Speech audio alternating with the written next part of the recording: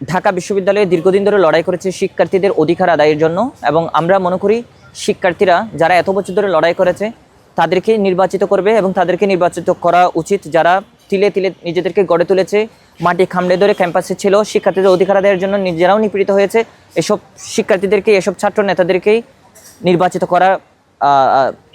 করা দরকার বলে আমরা মনে করি। এবং আমরা বাংলাদেশ ছাত্র ফেডারেশন আমরা ইলেকশনে যাব। আমি ব্যক্তিগতভাবে আমি ডাকসুতে ক্যান্ডিডেট হিসেবে থাকব, এবং আমরা শিক্ষার্থীদেরকে নিয়ে ছাত্র ফেডারেশন আলাদা আরেকটা প্যানেল করবে, এবং আমরা অন্যান্য যেসব প্যানেল আছে তাদেরকে আমরা কম্পিট করব, এবং আমরা সেটা দাবি রাখি। কারণ আমরা এত বছর ধরে ক্যাম্পাসে ছিলাম এবং ক্যাম্পাসে থেকে আমরা হলে থাকতে পারি নাই, কিন্তু আমরা প্রথম বর্ষে বৈধ শ্রেণীর জন্য লড়াই করেছি, আমরা ট্রান্সপোর্টেশনের জন্য লড়াই করেছি, আমরা হলে নিরাপদ খাবারের জন্য লড়েছি, আমরা রেজিস্টার বিল্ডিংয়ের অটোমেশন পদ্ধতির জন্য লড়েছি এবং নিরাপদ ক্যাম্পাসের জন্য লড়েছি।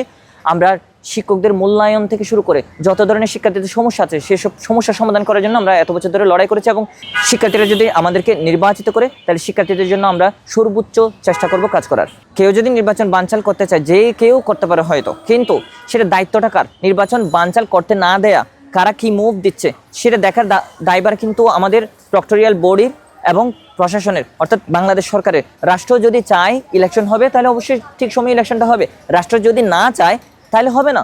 এখানে ককটেল বিস্ফোরণ হতে পারে, এখানে অনেক কিছুই হতে পারে, কিন্তু আমাদের নিরাপত্তা দেওয়ার দায়িত্বটা কার? আমাদের নিরাপত্তা দেওয়ার দায়িত্ব কিন্তু রাষ্ট্রের। তো সেই জায়গা থেকে রাষ্ট্রকে আমরা প্রশ্ন করব কেন আমরা এখনও নিরাপত্তাহীনতার মধ্যে আছি। ফলে আমরা রাষ্ট্রকে প্রশ্ন করব, নির্বাচন বানচাল করার কোনো প্রশ্নই আসে না।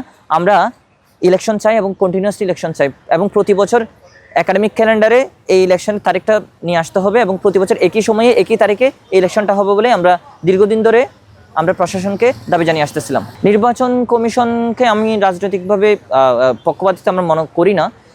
আমার কাছে মনে হয়েছে আমাদের শিক্ষকরা নিরপেক্ষ আছেন, এবং তারা আমাদের ডাকসু নির্বাচনটা, আমাদের ছাত্র সংসদ নির্বাচন আমাদের হাতে তুলে দেওয়ার জন্য তারা প্রস্তুত, এবং তারা মনস্তাত্ত্বিকভাবে তারা সেটাই চান বলে আমি বিশ্বাস করি।